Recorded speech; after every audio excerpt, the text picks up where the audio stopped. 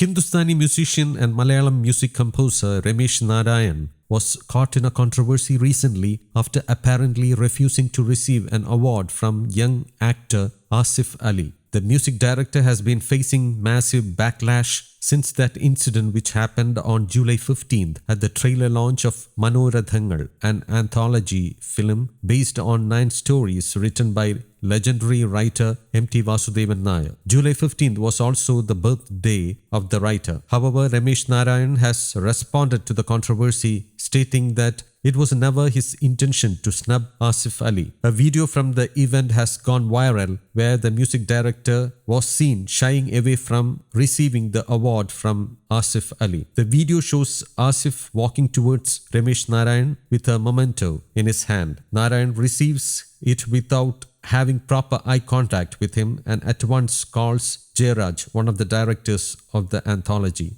and asks him to give the memento to him. They exchange hugs and smiles after that. However, Asif Ali retains his typical smile on his face and walks back to his seat soon after Ramesh Narayan's distasteful gesture.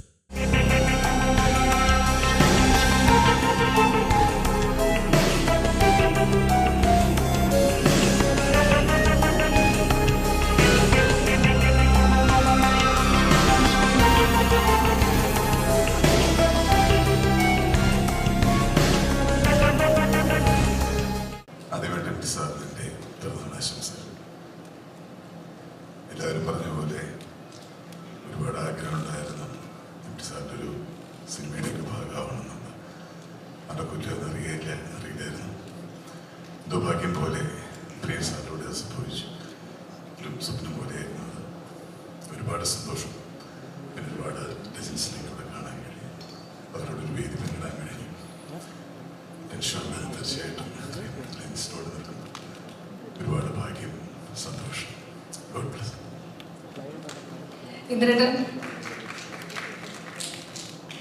നമസ്കാരം എം.ടി. Sir, പിറന്നാൾ ആശംസകൾ. എല്ലാവർക്കും നമസ്കാരം. എം.ടി. സാറിന്റെ തിരക്കഥയിൽ മുഖ്യ കഥാപാത്രമായി അഭിനയിക്കാൻ ഭാഗ്യം ലഭിച്ച രണ്ടാമത്തെ സിനിമയാണ് മനോരഥങ്ങൾ. ഇതിനു മുൻപും ഒരു മുഴുനീള ഫീച്ചർ ഫിലിമിൽ സാറിന്റെ തിരക്കഥയിൽ അഭിനയിക്കാൻ സാധിച്ചു. എൻ്റെ തലമുറയിൽപ്പെട്ട അല്ലെങ്കിൽ 2000-ന് ശേഷം വന്ന പുതിയ തലമുറയിലുള്ള എത്ര നടീനടന്മാർക്ക് ആ ഒരു ഭാഗ്യം കിട്ടിയിട്ടുണ്ടെന്ന് എനിക്കറിയില്ല. പക്ഷേ എനിക്ക് കിട്ടിയിട്ടുള്ള ഏറ്റവും വലിയ അവാർഡായി ഞാനതിനെ കാണുന്നു. അച്ഛനുമായിട്ട് ഒരുപാട് അടുപ്പം, ആത്മബന്ധം ഉണ്ടായിരുന്ന വ്യക്തിയാണ്. അച്ഛൻ മാത്രമല്ല, അച്ഛൻ്റെ കുടുംബക്കാര്.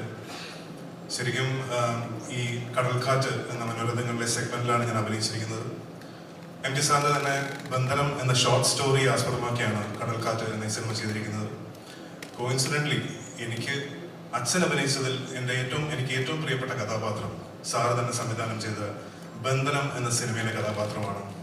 സോ ഇപ്പോൾ കഥയൊന്നല്ലെങ്കിലും സാറിന്റെ ബന്ധനം എന്ന ഷോർട്ട് സ്റ്റോറിയാണ് ഇവിടെ കടൽക്കാറ്റായിട്ട് തന്നിരിക്കുന്നത്. അതിൽ അഭിനയിക്കാൻ സാധിച്ചു. സോ ഒന്നല്ല, 2 സിനിമയിൽ അഭിനയിക്കാനുള്ള ഒരു ഭാഗ്യം കിട്ടി.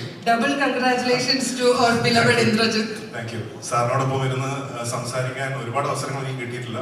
1-2 പ്രാവശ്യം ഞാൻ സാറിനെ വീട്ടിൽ പോയി കണ്ട് സംസാരിച്ചിട്ടുണ്ട്. പക്ഷേ സാറിനോട് അടുപ്പമുള്ളവരെല്ലാവരും, അത് അശ്വതിയാണെങ്കിലും സുധീറാണെങ്കിലും എല്ലാവരും പറയുന്നൊരു കാര്യം, ഇന്ദ്രനെ വലിയ കാര്യമാണ്, ഇന്ദ്രനെ കുറിച്ച് ഇടയ്ക്കിടയ്ക്ക് സംസാരിക്കാറുണ്ട്. ഒരുപാട് സന്തോഷം സർ. എന്താണ് പറയേണ്ടതെന്ന് എനിക്കറിയില്ല. ആൻഡ് ഈ ഒരു അവസരത്തിൽ ആയുരാരോഗ്യ സൗഖ്യങ്ങൾ നേർന്നുകൊള്ളുന്നു, പിറന്നാൾ ആശംസകൾ നേർന്നുകൊള്ളുന്നു.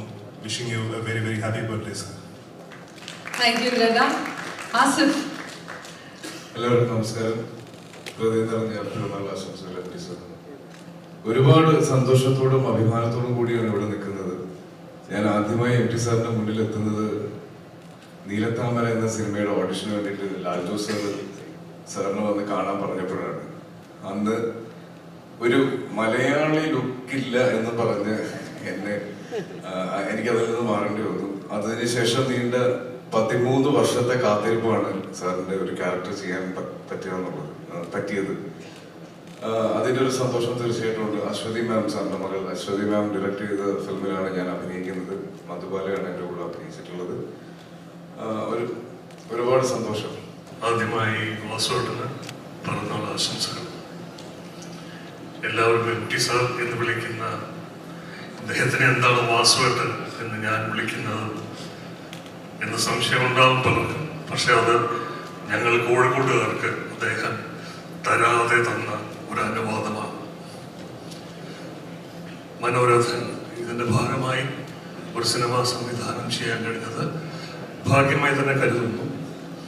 അതും എനിക്ക് പ്രിയപ്പെട്ട 2 കഥകൾ.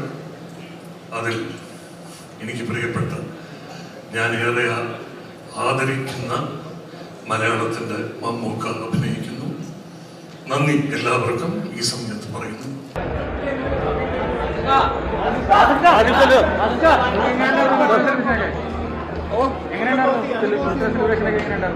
ഭയങ്കര അഭിമാനമുള്ള കാര്യമാണ് എം ടി സാറിന് ഒരു ക്യാരക്ടർ ചെയ്യാൻ പറ്റുക എന്നുള്ളത്. ഞാൻ സ്റ്റേജിൽ പറഞ്ഞു, നീലത്താമരയുടെ ഓഡിഷന് ഞാൻ പോയിട്ട് ഒരു മലയാളി ലുക്കില്ല എന്ന് പറഞ്ഞ് എനിക്ക് കിട്ടാതിരുന്നിട്ടുണ്ട്. അതിനുശേഷം 13 വർഷത്തിന് ശേഷമാണ് സാറിൻ്റെ ഒരു സിനിമ, അതും സാറിൻ്റെ മകളെ സംവിധാനം ചെയ്യുന്ന സിനിമയിൽ അഭിനയിക്കാൻ പറ്റി. ഇന്ത്യയിലെ തന്നെ ഏറ്റവും മികച്ച ആക്ടേഴ്സും ടെക്നീഷ്യൻസും എല്ലാവരും ഒരുമിച്ച് വരുന്നൊരു സിനിമയാണ്. അതിൻ്റെ ഭാഗമാകാൻ പറ്റിയ ഒരുപാട് സന്തോഷത്തിലാണ്.